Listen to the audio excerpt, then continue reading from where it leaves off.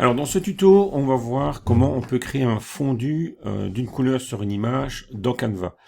Alors ici, on a un exemple, donc on a une couleur, puis on va vers une image et on voit qu'on a vraiment la couleur et qu'une image ici qui se chevauche et qui passe de l'un à l'autre. Et donc ça, c'est un effet de fondu sur une image. Et je vais vous montrer comment on fait dans Canva. Alors, pour ça, on va dans Canva.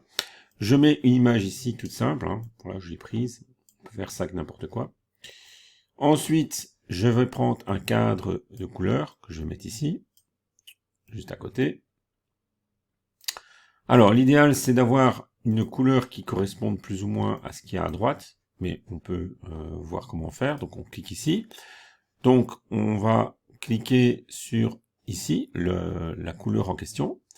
On va mettre un dégradé, et là, on voit qu'on a un foncé, un plus clair, et on va créer une troisième couleur, qui va être une couleur transparente. Donc vous mettez ce que vous voulez, on met à 0 ici, c'est encore plus simple. Et donc là, on a, si vous voulez, un fondu. Le problème, c'est que maintenant, il faut le faire sur l'image.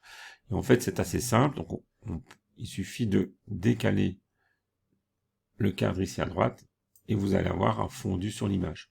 Vous pouvez évidemment modifier votre couleur ici. On pourrait par exemple prendre une autre couleur. Voilà. Celle-ci aussi, on fait ce qu'on veut bien sûr. Hein. Mais vous voyez que si on ne prend pas les bonnes couleurs, on va voir la ligne entre les deux. Donc ça, il faut vraiment faire attention.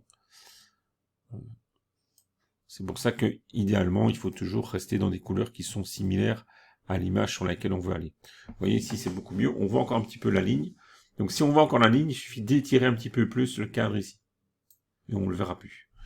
Voilà un petit peu comment vous pouvez faire ce type de bandeau que vous pouvez mettre sur votre site ou pour créer des présentations.